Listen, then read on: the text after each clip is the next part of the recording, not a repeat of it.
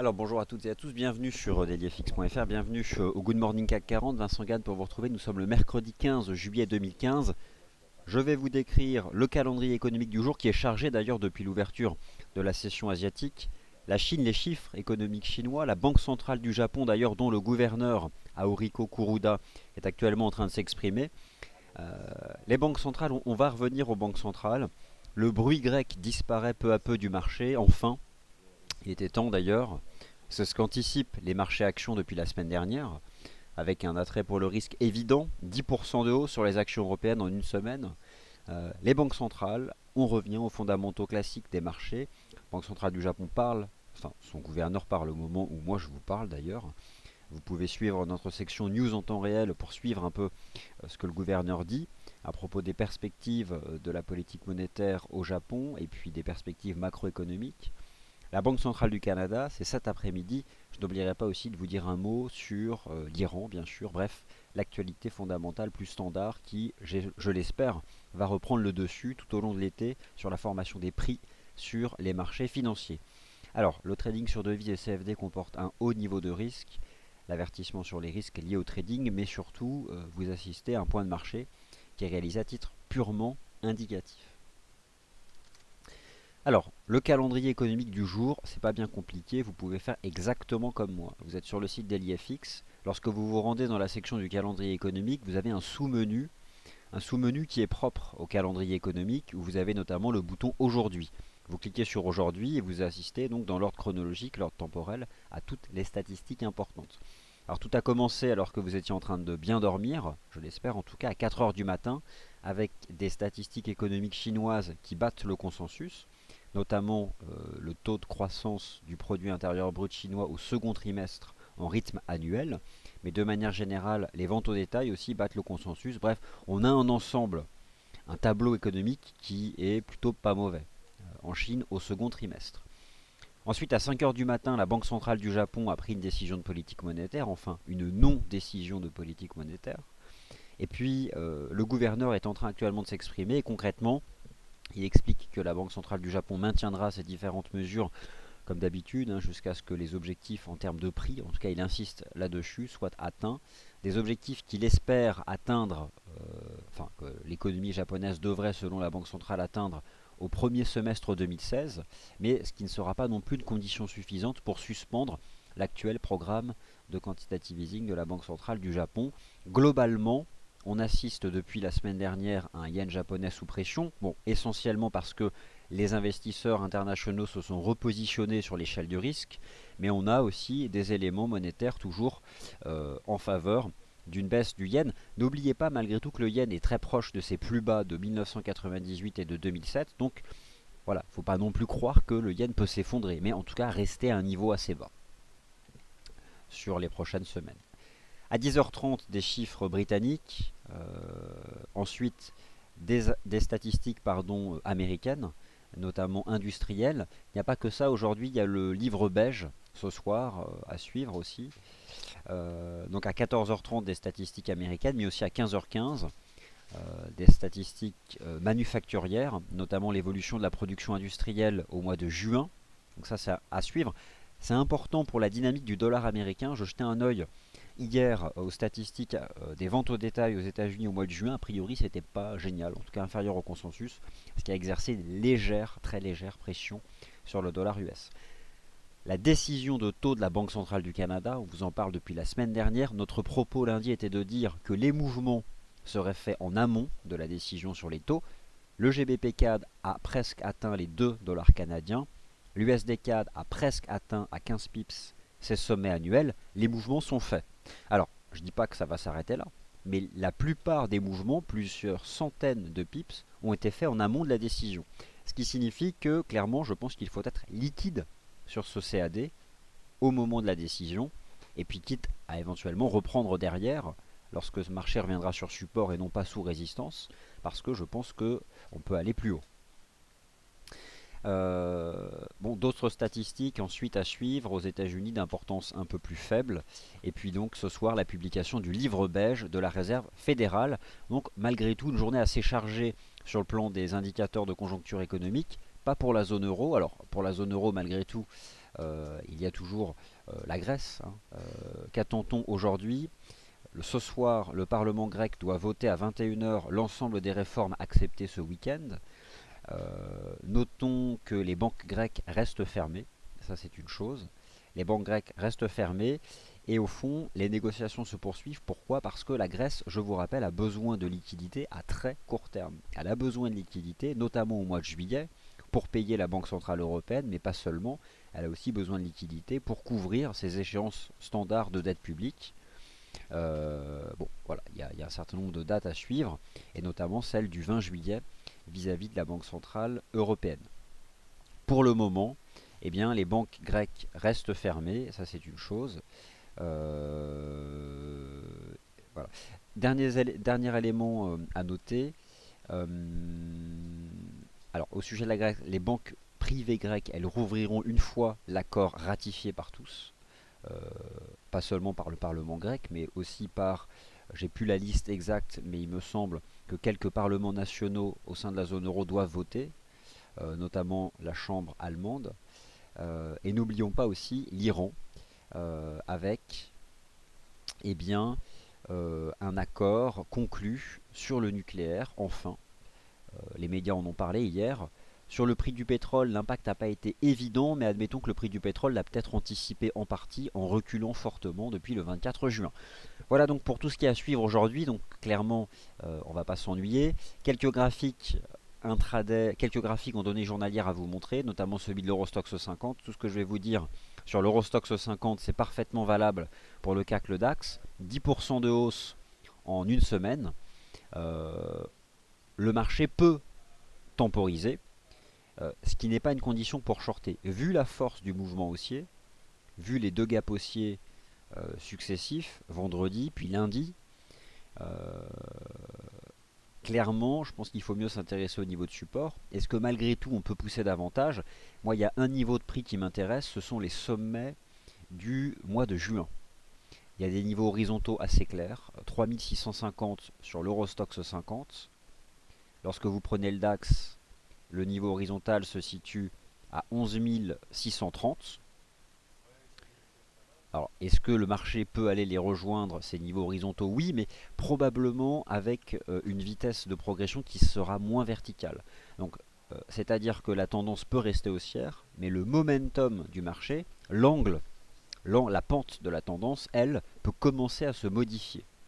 On peut par exemple temporiser à plat. C'est une possibilité. C'est peut-être ce que suggèrent les indicateurs en intraday. Bon, ça c'est ce qu'on va voir dans un second temps.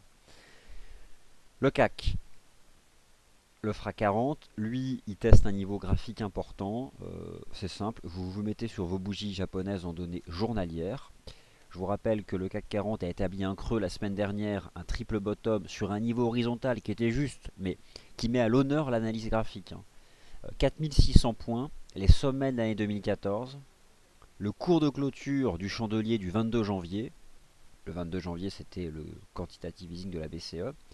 Et voilà, point bas le 7 juillet, point bas le 8 juillet, point bas le 9 juillet.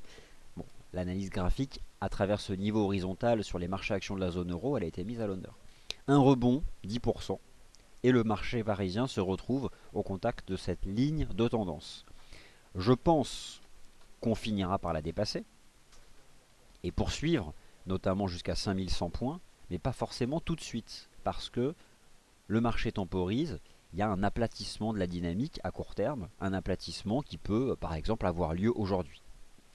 Il y a une échéance quand même ce soir, ce fameux vote au Parlement grec de l'ensemble des réformes acceptées ce week-end. Bon, normalement, ça devrait passer, hein. Ça sera vraiment une mauvaise chose dans le cas contraire. Mais les marchés financiers retrouvent à peu de choses près ce qui les avait caractérisés au premier trimestre, la hausse du prix des obligations d'État, en tout cas des taux obligataires qui se maintiennent à un niveau bas, un taux de change euro-dollar qui reste faible, et le prix des actions européennes qui monte, et un prix du pétrole qui reste faible. Tout ça, c'était un peu tout ce qu'on constatait au premier trimestre, et qui semble vouloir s'imposer à nouveau, mais je ne suis pas en train de dire qu'on va revivre la même chose qu'au premier trimestre. Ça paraît peu probable, ça avait été tellement rapide, mais on retrouve quand même des caractéristiques similaires. Dans la perception générale du risque, c'est-à-dire le positionnement des capitaux internationaux par rapport notamment aux actions. Il y a un indicateur à suivre qui n'est pas un indicateur du marché action, c'est le taux de change USD-Yen. Vous avez des articles sur notre site qui montrent à quel point USD-Yen et S&P 500 par exemple peuvent être liés. L'USD-Yen a réalisé, à l'image des marchés actions, 3 belles séances de hausse qui permettent de défendre l'établissement d'un creux important. Euh, le gouverneur de la Banque centrale du Japon s'exprime. Il n'y a pas là d'impact massif sur le yen japonais, mais en tout cas, on a à la fois le yen par rapport au risque et le yen lié aux fondamentaux du Japon, tout un tas d'éléments qui permettent de dire que finalement le yen pourrait encore baisser. L'USD yen, j'apprécie beaucoup ce qu'il a fait hier. C'est-à-dire que lundi 13 juillet, il avait débordé cette oblique de résistance. Finalement, on est peut-être sorti par l'eau d'une espèce de biseau au fond, mais bon, c'est pas non plus de canal, si je projette comme ça. Oui, voilà, plutôt un canal de baisse. Euh, Ce qu'a fait hier l'USD Yen, pour moi, c'est un pullback. C'est-à-dire il est venu chercher le point de cassure du 13 juillet, et donc au-dessus des 122,90, 123. On constate qu'on temporise actuellement sous 123,70 parce que c'est un niveau de prix. Voilà, c'est ce niveau-là. Mais je pense qu'après une phase de pause, alors je ne sais pas combien de temps elle va durer, on peut imaginer par exemple que l'USD Yen fasse un flat entre 122,90 et 123,70, une consolidation à plat. Mais faire une consolidation à plat après trois grands corps comme ça, hyper haussiers, et faire une consolidation à plat dans à peine 15 ou 20% de retracement de ces trois grands chandeliers positifs, techniquement, c'est plutôt une construction qui invite à penser qu'on pourrait aller plus haut. Euh, je parle de l'USD Yen, mais le GBP Yen, c'était encore plus sympathique et je vais en parler. Alors pourquoi est-ce que je commence par les paires en Yen? Parce que Aoriko Kuruda, là, il parle. Et puis parce qu'elle retrouve de l'intérêt, ces paires en Yen, à la hausse depuis le milieu de la semaine dernière. Mais l'idée, c'est quoi? Je ne sais pas si l'USD Yen fera des nouveaux sommets annuels. Ça, c'est un autre débat. Mais je pense qu'on peut prolonger, on va dire sous 10 jours, en direction des 124,50. Les sommets ici de la mi-juin. Donc ça c'est pour l'USD Yen, on verra en intraday ce que cela donne. Simplement laissez-moi vous montrer la paire en Yen qui s'est vraiment repris de la manière la plus impulsive et qui réalise une figure graphique qui est très rare mais forte, un V-bottom je pense, le GBP Yen. Alors, le GBP Yen c'est la folie furieuse. Euh, voilà, moi j'ai cette pattern. Bon, d'un point de vue graphique, le GBP Yen, attention, par contre, il revient sous un niveau horizontal important. Hein. Le GBP Yen, il avait ouvert un gap baissier la semaine dernière. Mais on a quand même une force dans la reprise qui m'invite à penser voilà, que GBP Yen, à terme, il peut poursuivre. Maintenant, il faut voir sur les graphiques en intraday pour essayer de chercher quelque chose d'intéressant pour se positionner. Mais c'est quelque chose qui me paraît important. Alors, le GBP Yen. Les graphiques en données journalières sur lesquels je souhaite encore revenir, je vais bientôt m'arrêter. Il n'y en a pas 36 000. Laissez-moi simplement faire un tour d'horizon. L'US dollar index, il est toujours à plat depuis le 8 juillet. Donc je ne sais pas exactement ce qu'il fait, mais je pense qu'il temporise. Mais on reste quand même globalement dans une dynamique qui est positive. Voilà. Deux graphiques en données journalières qui m'intéressent aussi beaucoup, ce sont ceux des marchés actions US, qui je pense peuvent remonter en direction de leur sommet annuel, avec l'établissement d'un creux très important tout au long de la semaine dernière et un signal d'achat qui a été donné le 10 juillet. Donc ça c'est intéressant. Sur les graphiques en données journalières, je vais éventuellement vous proposer celui du taux de change euro-dollar, qui n'est pas non plus celui qui a forcément le plus d'intérêt. Malgré tout, ce qui m'intéresse moi sur ce taux de change euro-dollar, c'est cette fameuse oblique de résistance en passe depuis l'été 2014, dont on parle beaucoup, qui a attrapé les cours mi-mai, qui a attrapé les cours mi-juin, et qui attrape toujours d'ailleurs les cours. Le marché reste donc couvert par cette oblique de résistance, ce qui limite forcément les capacités de reprise. Alors, Si le GBP yen et l'USD yen sont dans une dynamique intéressante, qu'en est-il du taux de change euro-yen? Forcément, c'est pas la paire en yen la plus dynamique, mais malgré tout, il y a un niveau ici qui est important à suivre, c'est le niveau des 137. On voit que le marché pour l'instant l'a couvert. À très court terme, on forme un petit support à 135,30. Bon, j'ai le sentiment qu'on pourrait éventuellement remonter à nouveau en direction des 137, mais essentiellement du fait du yen. Dernier graphique en données journalières sur lequel je reviens, avant-dernier, l'USD CAD et le GBP CAD. Alors, l'USD CAD, on a un adage en bourse finalement qui est assez répété souvent, mais qui je pense là s'applique. Je dis pas que c'est la fin. Acheter la rumeur, vendre la nouvelle. L'USD CAD sur le plan technique, signal d'achat le 18 mai. Pullback le 18 juin. Nouveau signal d'achat le 30 juin, à la cassure de cette oblique. Lorsque le USD CAD a franchi cette oblique de résistance, l'objectif c'était de revenir en direction des sommets annuels. C'est chose faite. L'idée c'est quoi? C'est que maintenant on est sous résistance. Par contre, il existe la possibilité de voir ce marché, notamment cet après-midi, dépasser les sommets annuels. Mais c'est absolument pas certain. Ce qui était à peu près défendable en utilisant l'analyse technique, c'était de revenir en direction des 1,2830. Le marché il a fait à peu près ça hier. On peut peut-être encore aller les chercher avant la décision sur les taux, mais voilà, on est suracheté, on est sous résistance. Par contre, j'ai quand même le sentiment que ça pourrait passer. Je ne sais pas quand, ça on étudiera des charts intraday, mais simplement pour attirer votre attention que l'USD CAD et le GBP CAD sont actuellement au contact d'objectifs de cours. Et notamment le GBP CAD avec un très beau canal haussier en place depuis le milieu du mois de juin. Un signal d'achat qui avait été donné, mais vraiment majeur sur le GBP CAD, le débordement des sommets de février 2015, c'était en juin. Le pullback, c'était le 9 juillet. Et puis depuis, voilà, ça continue de monter. L'idée, c'est que ces paires de devises sont en tendance haussière. Elles ont bien monté. C'est savoir prendre ses bénéfices lorsqu'on est sous résistance, mais savoir se replacer lorsqu'on sera sur support. On est presque à 2 dollars canadiens. Voilà, je pense qu'on a fait quand même un beau mouvement, mais on aura l'occasion d'en reparler. Le pétrole. Alors, le pétrole, accord entre les pays occidentaux et l'Iran sur le nucléaire. Le marché se projette donc sur la perspective de voir l'offre de pétrole être soutenue par celle à venir en provenance d'Iran. Mais la résolution du dossier nucléaire iranien, elle est globalement anticipée en partie par le marché depuis le 24 juin. On a un prix du pétrole qui a perdu presque 15%. Je pense malgré tout que le US Oil, le pétrole brut US, il reste sous pression, sous la résistance des 54 dollars. C'est ce niveau horizontal qui me paraît vraiment propre. Et là on fait un flat, et je pense qu'à terme on pourra en sortir par le bas. Mais pour l'instant on reste donc dans ce range. Enfin, dernier chart en données journalières, qui est celui donc de l'once d'or. L'once d'or, à peu de choses près, on va dire que depuis depuis la mi-mai, et notamment depuis le 18 juin, c'est un peu le dollar US inversé. Notamment si je me concentre sur le mouvement en place depuis le 18 juin. Une jambe de hausse, un flat, l'once d'or, une jambe de baisse, un flat. Je pense toujours que l'once d'or peut baisser en direction des 1142 dollars, les plus bas de mars dernier. Mais là, pour répondre à cette question, ça va dépendre notamment des fondamentaux de l'économie US, pas seulement les résultats des entreprises. D'ailleurs, nous sommes toujours au début de la saison des résultats trimestriels.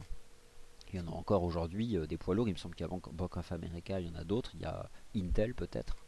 Donc on rentre quand même dans le vif du sujet. Et puis bien sûr, les statistiques cet après-midi aux États-Unis. Des statistiques importantes. Dès 14h30 d'ailleurs, avec l'indice des prix à la consommation au mois de juin. Et à 15h15, les chiffres de la production industrielle, production manufacturière.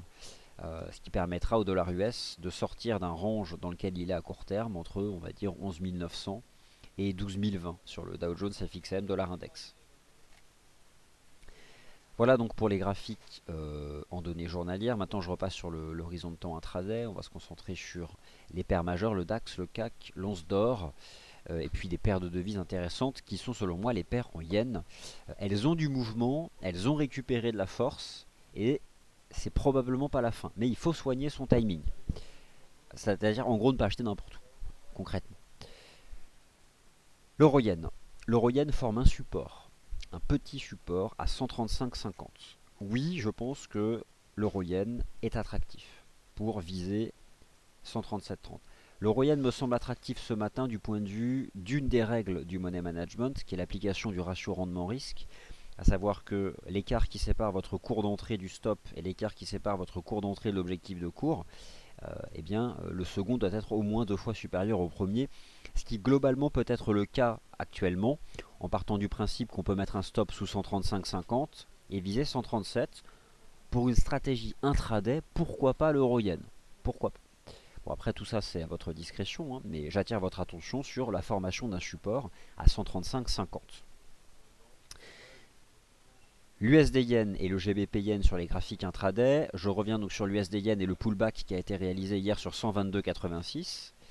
Je pense toujours que l'USD Yen peut monter à 124,40. J'ai pas changé d'avis. Par contre, le timing, il était parfait, mais hier, au moment du pullback, ce qui maintenant n'est pas le cas. Alors, il va falloir maintenant déborder les 123,70 pour envisager quelque chose. Les bougies intraday du GBP Yen, là par contre, on revient à hauteur du trou de cotation baissier qui avait été ouvert le 28 juin. Le GBP Yen, il s'est quand même repris de manière extrêmement impulsive. C'est simple, hein, pour la suite du mouvement, on peut essayer d'attraper des lignes de tendance en place sur ce marché depuis justement la reprise de la semaine dernière. Il y a quand même un écart aux toutes premières lignes de tendance qui peut être corrigé sur le court terme.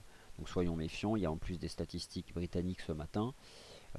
L'idée sur le GBP Yen à court terme, pour moi, ce serait de savoir prendre des bénéfices, parce que là, on est revenu sous cette résistance à 193,50. On peut temporiser à court terme sur le GBP Yen. Donc ça, voilà, c'est une chose. Qu'en est-il maintenant de l'euro GBP? Alors l'euro GBP, il a bien chuté. L'euro GBP revient à proximité d'ailleurs des plus bas ici. Je vais simplement vous montrer quelque chose moi sur l'euro GBP. Voilà, c'est l'importance de cette zone. Une zone de prix qui est défendue d'ailleurs depuis un certain temps. C'est ce niveau des 0,7030. L'euro GBP, on va dire qu'au moment où je vous parle, il est. Alors, c'est hyper baissier ce truc, hein, cette paire de devises, mais on est quand même proche d'un support à 0,7013, ce qui pourrait, à très court terme, donner un peu plus de force relative à l'euro par rapport au GBP. Ce qui peut tendre aussi à dire que GBP Yen pourrait temporiser, mais l'euro Yen réagir sur ce support des 135,50. Bon, en tout cas, c'est une vision des choses. L'euro dollar.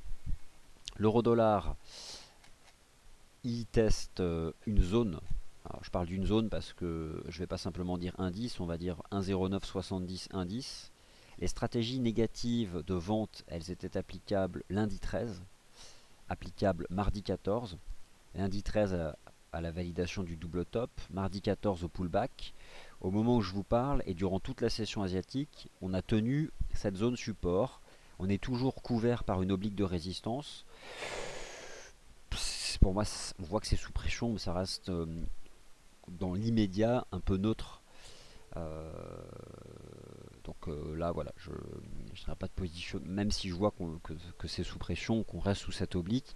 Je me dis que finalement, le marché pourrait tenter de la supprimer, en fait, de passer outre. Elle a été vendue tout à l'heure à 1,1025. On est retombé sur 1,10. On a une compression très étroite maintenant entre 1,0990 et 1,1020. Une compression de 30 pips. Moi, à l'intérieur de ça, il n'y a pas grand chose à vous dire. Alors, le DAX, le CAC et l'Eurostoxx 50, 10% de hausse en une semaine. On attend ce soir le positionnement des parlementaires grecs par rapport au plan d'aide. Hein, c'est important, surtout par rapport à l'ensemble des réformes qui ont été acceptées par le gouvernement d'Alexis Tsipras. Mais le gouvernement, il a besoin de la validation du Parlement. Espérons pour toutes ces réformes et tout ce qui est fait par le marché depuis quelques jours que les parlementaires grecs joueront le jeu. À très court terme, je pense, temporisation des marchés à actions européens, pas correction, mais temporisation. Lorsque je regarde les bougies horaires du DAX, Voilà, je me dis qu'on peut par exemple revenir à 11 400. Mais 11 400, moi, c'est un support qui me semble intéressant pour une stratégie, pourquoi pas, d'achat. Résistance plus évidente sur le FRA 40, l'oblique de résistance qui attrape tous les sommets depuis le mois d'avril. Elle agit pleinement. Alors, c'est cette oblique, je vous la remonte en données journalières brièvement pour vous montrer que je ne triche pas. Elle est là. C'est cette oblique-là. Maintenant, je bascule sur les chandeliers horaires et forcément, je la retrouve. C'est le principe des graphiques de la market scope, hein. Tout ce que vous positionnez graphiquement sur les horizons de temps supérieurs, vous les retrouvez en bas. Comme ça vous permet toujours d'avoir un œil sur ce qui se passe au-dessus. Et voilà, donc le marché, et il l'a testé à quelle heure? Il l'a testé là, il y a quelques heures à peine, à 5045. Le FRA 40 retombe en direction d'un support intermédiaire intraday à 5016. Les 5016, ça ne représente pas grand chose. Je n'utiliserai pas ce niveau, en tout cas je ne qualifierai pas ce niveau de prix comme intéressant pour une quelconque stratégie. Ce qui pourrait être différent avec les 4980. Mais voilà, 5016, ce n'est pas 4980. Donc, à l'ouverture de la session européenne, le mot d'ordre, temporisation, consolidation, pas correction, mais un marché qui va transiger à plat pendant peut-être quelques heures. Mais à terme, je pense que la dynamique de fond pourra reprendre. Le GBP USD. Alors, le GBP USD pose de manière générale la question de la livre sterling. La livre sterling, des chiffres sont attendus à 10h30. Des chiffres qui sont globalement importants, hein, puisque c'est globalement le rapport sur le marché du travail au mois de mai en Grande-Bretagne. C'est très important. Donc ça se passe à 10h30. Laissez-moi donc revenir sur le graphique de la livre sterling. Alors je le charge, c'est la livre sterling index. Donc on a en fait des statistiques majeures, hein, ce matin pour la livre sterling. Ce qui me plaît moi dans cette journée, c'est qu'on revient vraiment aux fondamentaux classiques. Ça fait du bien parce que ça commence à bien faire la graisse. Alors un instant, ça charge. Vous avez sous les yeux les bougies japonaises hebdomadaires de la livre sterling. J'ai le sentiment que ce marché a fait 2 semaines de pullback. La livre sterling avait dépassé ses sommets de l'année 2009 et ses sommets de l'année 2014 en juin dernier. J'ai l'impression qu'elle a fait simplement un pullback et qu'elle pourrait reprendre sa marche en avant. Donc, on a tenu cette ligne de tendance. La livre sterling reste, depuis le début de l'année, une monnaie qui est quand même sacrément costaud, qui s'est imposée au printemps et qui pourrait avoir un bel été devant elle. En tout cas, tant qu'on tient les précédents sommets de 2014 et ce niveau de l'année 2009, moi elle continue de m'intéresser. Alors maintenant, ce que je vous propose, c'est de faire un tour d'horizon de toutes les paires en livres sterling avant les chiffres de 10h30 et ensuite je réponds à vos questions.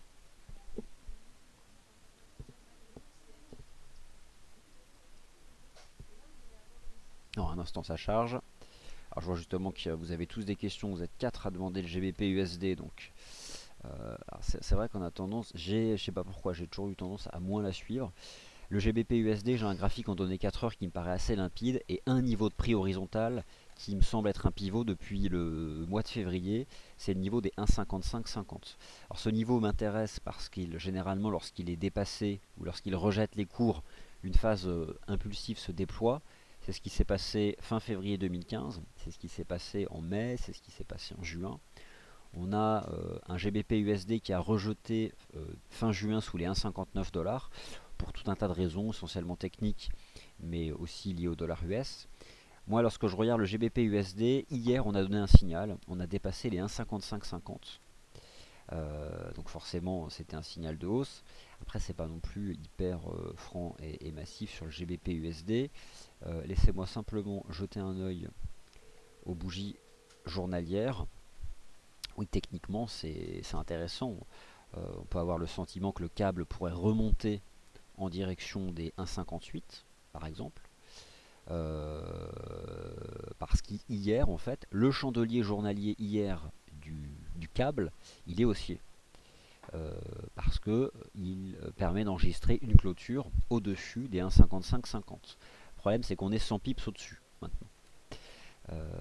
Alors, tout va dépendre plus ou moins des chiffres. Je vais essayer de tracer quelques lignes de tendance, voir si on peut attraper par exemple un canal de reprise. On a en effet un canal aussi en données 4 heures et on est on est dans la partie haute. Donc là on teste en fait une résistance sur le câble, on teste les 1,5670. Malgré tout, je pense que si on a un câble qui revient, on peut probablement exploiter ce canal pour essayer de se positionner. Le consensus pour les chiffres pour le marché du travail au mois de mai, stabilité du taux de chômage, croissance, accélération du niveau de la croissance des salaires, et puis donc des créations d'emplois malgré tout au mois de mai, inférieures à celles du mois d'avril, mais malgré tout des créations d'emplois. Donc voilà, ça dépendra plus ou moins des chiffres, mais au-dessus des 1,5550 qu'on a dépassé hier, je pense que le câble peut progresser davantage. Bon, après, le GBP USD, c'est quand même globalement un équilibre des forces entre deux monnaies fortes, donc c'est moins évident. On a plus de limpidité sur GBP Yen depuis quelques semaines, depuis quelques séances, et surtout sur le GBP CAD. Le GBP CAD, la cible, c'était de revenir à 2. 2, c'est fait. Le GBP CAD, moi, ce qui m'intéresse, c'est ce canal de progression. On était dans la partie basse du canal la semaine dernière. On a donné un signal d'achat hier à la cassure des 1,9760. J'ai positionné ici les extensions de Fibonacci qui sont des objectifs de cours en sortie de canal. Alors, ces objectifs de cours, c'est ceux que je vous ai proposés en début de semaine. Voilà, je les repositionne. Ces objectifs de cours, un vient d'être fait, 1,9940, il est en train d'être dépassé. Mon opinion est que le GBP4 peut probablement atteindre les deux avant la Banque centrale du Canada. Je vais faire la transition avec la Banque centrale du Canada forcément parce qu'il y a une décision de politique monétaire qui est prise cet après-midi. Le GBP4, une livre sterling pour 2 dollars canadiens, c'est un seuil bien sûr symbolique, important, qui peut entraîner des prises de bénéfices sur un marché qui a toutes les bonnes raisons fondamentales et techniques de progresser, mais qui a quand même progressé de 1800 pips depuis le début du mois de mai. 1800 pips hyper limpide à attraper avec l'analyse technique, impulsion flat, impulsion flat, impulsion flat, impulsion flat, standard quoi. On paye à la sortie du flat ou sur le pullback et on suit la dynamique.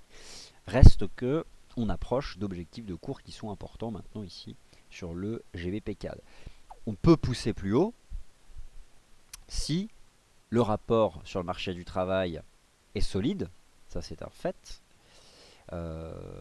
Lorsque j'étudie maintenant le cas du GBP AUD, c'est un peu plus plat, mais on teste aussi une résistance à 2,10. Et pour le moment, le marché temporise sous les 2,10. Le GBP AUD, attention, par contre, il est quand même assez nettement en retrait de la partie basse de son gros canal de progression en données 4 heures. Donc là aussi, on est quand même sur des niveaux susceptibles de générer aussi des prises de bénéfices, et notamment cette résistance horizontale à 193,50 sur la GBP. Par contre, c'est hors de question de le shorter, c'est une monnaie qui est forte, qui notamment hier a donné un signal positif, mais sur le court terme immédiat, que ce soit le GBP CAD, le GBP AUD, le GBP USD, etc., on teste des résistances. On peut les dépasser, mais malheureusement, la base de l'analyse technique, c'est de ne pas acheter sous résistance. Éventuellement, on dépasse, après on se positionnera sur le pullback. On dépasse, on revient, et là, ok. C'est ça. C'est ce qui fait que l'utilisation de l'analyse technique fait que la prévision comme ça sur les prix, c'est pas une chance sur deux. Il y a une vraie démarche. Donc on a un euro GBP qui est quand même sur support à 0,7013 et surtout un euro yen qui est sur support. Et je pense que là, bon, maintenant c'est parti quoi. La formation du support à 135,50 ça a été fait. Ce marché, je pense, prend la direction maintenant des 137. Le yen reste globalement sous pression. Banque centrale du Japon n'en a pas terminé avec sa politique monétaire accommodante. Alors, maintenant, je vais étudier l'USD CAD en intraday. J'ai mis un énorme niveau en bleu là sur les bougies H4. Ce sont les sommets annuels 1,2834. Vous allez avoir aujourd'hui sur notre site un article avec les tout derniers chiffres du Speculative Sentiment Index. Cet article vous sera proposé vers 14h30. Vous allez pouvoir prendre connaissance du positionnement des traders chez FXM. Ce qui a marqué la hausse de l'USD-CAD de ces dernières semaines, à chaque fois que ce marché fait des nouveaux plus hauts, le pourcentage des traders à la vente a augmenté. Euh, alors, on verra bien quelle est la situation, mais c'est important, je pense, de connaître les toutes dernières données de notre SSI avant la Banque Centrale du Canada. Et c'est pourquoi vous aurez un article qui sera d'ailleurs préparé par notre nouvel analyste Yoav Nizar sur notre site. L'USD-CAD, il a tenté hier de déborder ces niveaux-là. On pouvait penser qu'il pouvait prolonger en direction d'un 1,2830. Finalement, il s'est arrêté à 1,2805. Mais ça reste quand même encore solide. On a un petit support qui se forme à 1,2716 à court terme. Je suis moins à l'aise sur les 1,2716 que je l'étais sur les 1,2650, qui étaient un niveau horizontal et un ratio de retracement. C'est assez logique de voir la hausse devenir un peu plus plate et de voir le momentum du marché changer parce qu'on approche des sommets annuels. Si cet après-midi la Banque Centrale du Canada, imaginons qu'elle baisse les taux, le marché l'anticipe pas, mais si elle baisse ses taux, alors là on est à 1,30 cet après-midi, mais c'est pas ce qu'anticipe le marché. Hein. Ah, le marché anticipe une baisse des taux. Bon bah alors Adrien me confirme que le marché anticipe une baisse des taux. À combien? Donc à 0, je vais regarder, à 0,5. Ah oui, 0,5 en effet. J'avais regardé le consensus lundi, c'était pas le cas, et je vois que là le consensus est ajusté, donc le marché anticipe une baisse des taux. Alors autant vous dire qu'elle a intérêt à avoir lieu cette baisse des taux. Si elle n'a pas lieu, l'USD-CAD, le CAD va se renforcer, donc il y aura des prises de bénéfices sur GBP-CAD et l'USD-CAD. Je pense que si on a une baisse des taux assortie d'un communiqué, voire d'une conférence de presse, s'il y en a une, il faut que je cherche, on peut envisager que l'USD-CAD monte à 1,30 et que GBP-CAD dépasse les deux. On est quand même sur des niveaux critiques. Hein. Le dollar canadien est quand même sacrément sous pression. Donc premier support 1,2716 sur l'USD-CAD. Et je pense, je vais essayer d'être avec vous cet après-midi lorsque la décision sera prise. Donc à 16h.